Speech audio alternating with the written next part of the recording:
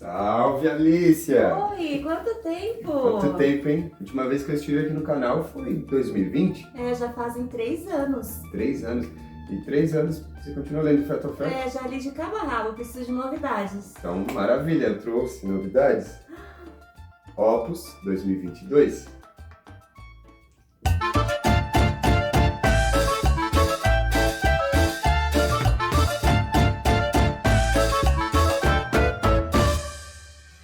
Hey there, eu sou a Alicia e seja bem-vindo a Lincolns. Para os filhotes antigos, eu trago novidades de um poeta que vocês já conhecem. E para os filhotes novos, eu vou apresentar a vocês Bruno Eduardo e suas obras. Salve!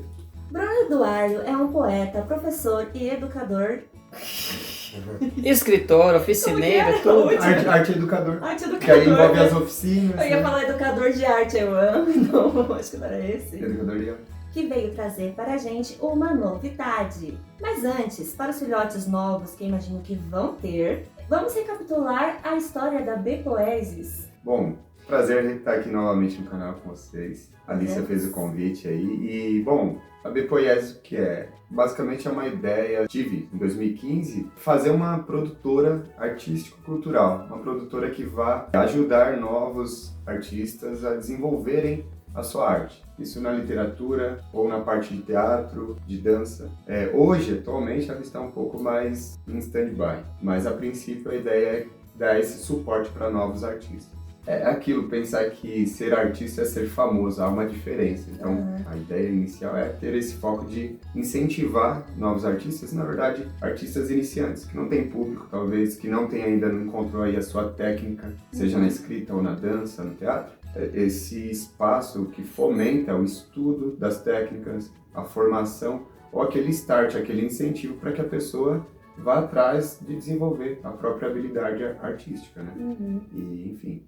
Então, assim, eu trouxe algumas perguntas, né, para você como poeta, escritor, para poder ajudar as pessoas que querem entrar nesse mundo da escrita, né? Legal. Se você, quando você começa a escrever, você já tem tudo esquematizado, ou você começa a escrever e vai deixando fluir no papel? Olha, eu já tentei, assim, na escrita do Feto a Feto, né, que a gente conversou há 3 anos, eu cheguei a esse título mais ou menos quando eu tinha uns 70% a 80% do livro escrito. Mas eu tinha ideia que eu queria reunir o máximo possível. Então o planejamento seria esse, reunir o máximo possível do que eu já tinha escrito, independente do gênero literário. Mas o que predomina na minha escrita é a escrita em verso. Então muitos poemas, alguns haikais, alguns aforismos.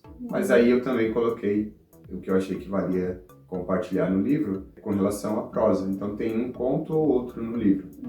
Mas esse planejamento eu não tenho assim de uma maneira rígida. Eu tenho que ter 10 poemas, 10 contos e aí eu fiz um livro. Não tenho. Acaba sendo um pouco mais fluido na escrita. Aí quando penso em fazer um livro, aí eu tenho um projeto de livro. Aí eu seleciono o que eu acho que deve ir para o livro de acordo com a temática ou de acordo com um público-alvo. Por exemplo, no Feto a Feto seria um livro mais infanto-juvenil, vamos dizer assim, para pessoas que talvez não tenham tanto contato com literatura, uma leitura mais fluida. Já no Opus, eu diria que é um livro de adolescente adulto, por conta da temática, né? A abordagem que se tem no Opus é diferente da abordagem que se tem no Feto a Feto. Embora são temas que pode repetir, mas a maneira de falar desses temas muda. É diferente, né? Então, Isso. já dá uma diferenciada aí pro público. Talvez para um infanto juvenil, assim, Já não seria tão adequado. Por exemplo, se lê o Opus, quando se trata de questões sociais ou de relacionamento, no Opus, se uma criança lê, talvez ela não aproveite tanto. Já no Feto a Feto, quando se fala de relacionamento e até com alguma crítica social, já é algo talvez mais acessível para uma criança, para um adolescente ali. Esse planejamento eu tenho só quando eu penso no livro em si, mas a minha escrita ela é mais levada aí por essa provocação que eu encontro na realidade, na vida mesmo. Algum momento você sente que tudo já foi inventado, que tudo já foi escrito? Eu acredito que não tenha nada novo debaixo do sol.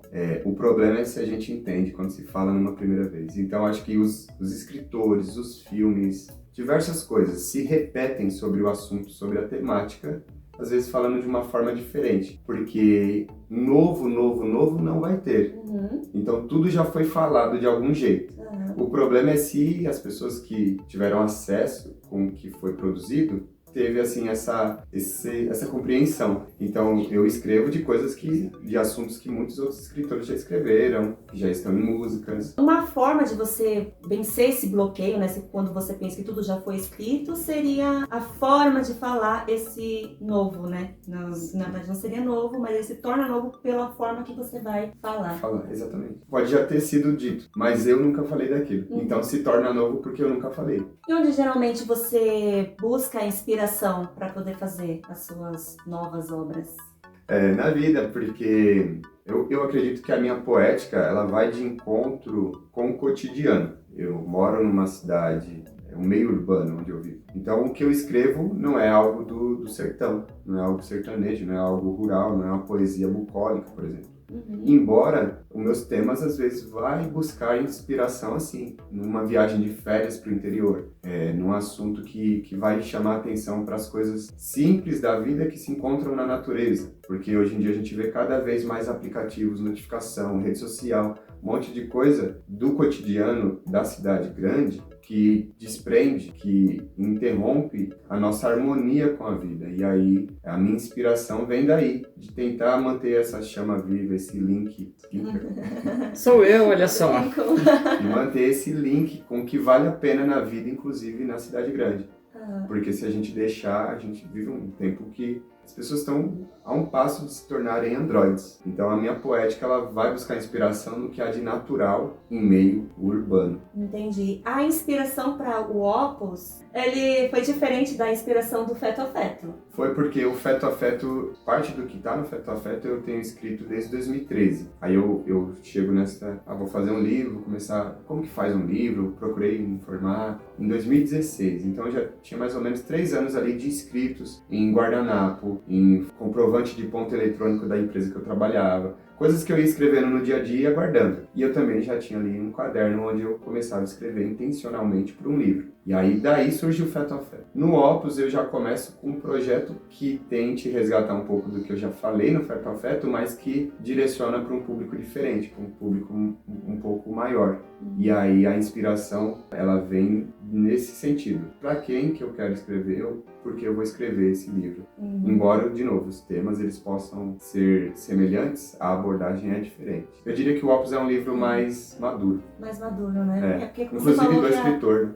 Porque assim como você também foi evoluindo, né, na forma que você escrevia, então você evoluiu também a sua escrita e evoluiu para pessoas diferentes que antes eram mais para jovens e agora são mais para adultos. Seria isso, né? Sim. Até uma curiosidade, o Feto Afeto é um livro de um escritor recém-nascido, porque é meu livro de estreia, o Feto Afeto. Ali eu também experimento um pouco da minha escrita. Já no Opus é provável que já tenha algumas coisas mais consolidadas como escritor, e aí mostra, ali era um livro de estreia iniciante, aqui já não é um livro de iniciante. É um exercício mesmo de buscar evoluir assim como escritor, de estabelecer um estilo de escrita, de melhorar o que talvez eu errei no primeiro livro, que talvez tenha ficado vago, confuso. E eu acho que uma característica do Opus é a musicalidade, que eu tentei deixar mais escancarado. Opus, além da origem da palavra significar lá na tradução, né? Opus vem do latim. Traduzido ele tem aí um sentido de obra, trabalho. Mas opus também é usado no campo musical como uma peça. Por exemplo, você tem lá uma ópera com opus 1, opus 2. É como se fosse o título de cada faixa da ópera, né? Então isso já é a explicação do título, né? Do livro, porque opus... Da musicalidade que eu também proponho. Porque você trouxe a proposta de música para os poemas, né? Isso, Não exatamente. ser apenas uma poesia, mas também com música. Com a musicalidade, você perceber esse ritmo, a rima muito presente no que eu escrevo. E outra coisa que eu fui pro estúdio, né? Gravar spoken word, que seria a palavra falada, onde eu tenho a base musical, instrumental, acompanhando o recitar, né? O declamar, o falar. dos versos. A capa mesmo tem notas musicais por isso. Você fala, poxa, mas é um livro sobre música? Nossa, agora eu reparei as notas musicais. Traz mais aqui perto. E aí tem também a parte de compasso, de esquadro, Sim. de medidas. Opus como obra arquitetada, mas também opus como música cantada. Uma pergunta, tocada. isso na capa, esse quadrado com o título, explica pra gente por que você escolheu fazer dessa forma. Sim, isso aí foi até uma solução que o editor teve, porque a capa que eu esbocei as duas capas, do Feto a Feto e do Opus. Só que a que eu esbocei pro Opus ficou assim meio que muito difícil de chegar ali na parte do capista, né, na hora que ele foi fazer a capa. E aí ele foi propondo algumas coisas, eu fui dando ali a minha comentada, né, pô, melhora isso, muda isso, eu não queria essa cor. E aí ele conseguiu retratar a ideia, que é de uma escalada, degrau por degrau, ao mesmo tempo que tudo isso que faz parte da obra, do Opus, então essa evolução. E esse jogo mesmo, que lembra até um pouco de um poema concreto. Agora sim, pra gente atiçar um pouquinho, né, a vontade dos nossos filhotes de conhecer cada obra aqui dentro desse livro, eu vou ler uma que achei muito interessante, ó. Palavrão. É uma palavra que cresceu tanto, mas tanto, que ao ser pronunciada, algumas pessoas ficam espantadas e outras se sentem empoderadas. É, exatamente, porque quando a gente fala um palavrão, outras dizem, nossa, que é isso? Que é Enquanto isso? a pessoa que falou palavrão É isso mesmo. Relacionamento. Alguns relacionamentos são como vinho, alguns como cerveja velha empedrada, outros como dia agradável e ensolarado, outros como a noite tensa e de trovoadas. Tem os que furtam a esperança, tem os que produzem bonança. Uns são tipo corte de papelão, uns são tipo quando você tropeça, ia caindo e alguém, no exato momento, segura sua mão. Há os que geram criança, há os que enfraquecem o adulto. Vê os que dão de tudo, vê-se os que dão de nada. Duram uma vida, outros uma madrugada. Não se fortalecem em nenhum extremo, mas nos ajustes da caminhada. E tão importante quanto a partida ou chegada é o durante. São tempos aparentemente frágeis, com pessoas aparentemente fortes. Discernir amor próprio e autocuidado de satisfação de ego e egoísmo é importante. O amor próprio nos ensina sobre amar quem está próximo. Cuidar-se, se proteger é bom, guardar o coração. Porém, às vezes, a melhor opção é o abraço de um certo alguém. E nesse relacionamento é que a gente vê realmente que é para pessoas mais adultas, né? A gente vê tipo, sobre relacionamento que uma criança nunca experimentou um relacionamento assim. Sim. Então não vai entender, e a gente entende cada tipo de relacionamento que você fala aqui. Propõe a reflexão, porque não é a rima pela rima, né? E aí, se, igual você falou, talvez uma criança vai ler isso e vai, rimou ou não rimou, não percebeu a rima. Mas a criança, o significado, ela talvez não consiga interpretar aí de uma maneira legal, porque é uma criança, né? Uma criança não tem ali já vivido namoros ou casamento. É por isso que é um livro mais pensado pra... Mas as crianças podem gostar também, tem ilustração, mostra umas ilustrações aí. Tem ilustrações. É, né? esse Conta livro- pra gente sobre a ilustração. É um livro ilustrado. Ele é, sim, também pra criança, mas Não quem vou vai mostrar aproveitar todas não, que é mais... pra pessoa ver, tá? As pessoas Mostra mais umas Só mais uma, hein? duas. Só mais uma. O ilustrador vai brigar com a gente aqui, que a gente tá Só mostrando. mais uma. Esse livro, ele basicamente, eu trabalhei com 3 ilustradores. Um fez a chamada arte naif, né, ilustrações naif. Outro trabalhou com aquarela e o outro com realismo. Ao total, se não me engano, são 12 ilustrações. 12 textos aí eles escolheram para dar aí essa cara, né, ilustrando. E aí aqui no verso, na contracapa, a gente tem aqui um QR Code. Ele é linkado diretamente à playlist no canal The Poieses. E aí lá você pode escutar alguns textos com acompanhamento musical e todo esse trabalho que a gente fez no estúdio. E o Bruno cantando os poemas na brincadeira, ele não tá no The Voice ainda. Não chega a cantar, mas quase que canto. Então se eu desafinar não é porque eu não sou cantor. Um prosador, um poeta. Um poeta. Mas tem uma boa voz, assim. A voz ajuda, né? Dá um empoderamento, assim. Opa! Então agora, né, vamos falar sobre as perguntas dos leitores, né? Essas perguntas foi eu que separei mais voltada para dar um pontapé para quem quer iniciar a carreira como escritor. E temos aqui uma pergunta que fala: o nascimento de uma filha inspira o trabalho? Vê o trabalho da mesma forma? Nossa, essa pergunta me causa assim, vários pensamentos. Por quê? já tem um tempo que eu quero escrever também algo mais linear, né? No sentido de ter uma única linha narrativa. O Feto a Feto e o Opus são vários assuntos, vários temas, que não necessariamente é uma história só. Embora o eu lírico, o poeta é o mesmo. Mas o nascimento de uma filha faz eu ver diferente, faz eu ver uma possibilidade, porque eu estou esperando ela crescer mais um pouco. Ela já está me ajudando, mas estou esperando ela crescer mais um pouco para me ajudar a escrever um próximo livro. Porque eu quero escrever aí um conto que vai narrar um pouquinho aí da paternidade, desse olhar agora também de um poeta pai. E aí, sendo poeta pai, eu terei mais o que direcionar, terei essa propriedade, né? Para minha escrita não ficar só como uma ficção, mas compartilhar um pouco dessa experiência que é ser pai. Então, sim, faz mudar e ver diferente, porque é um outro universo que surge. Que Assim. vai surgir, realmente. Uma nova etapa, então um novo olhar do poeta. Sem dúvida, sem dúvida. Você trabalha só com literatura? Sua profissão poeta? Então, eu trabalho com literatura, como professor, né? Porque, sendo professor de língua portuguesa, eu leciono gramática, literatura, eu trabalho nesse sentido. Não é o meu sustento, minha renda principal não é vendendo livro, porque eu sou escritor, mas não sou famoso, não sou best-seller, não estou nas livrarias de todo o Brasil. Ainda.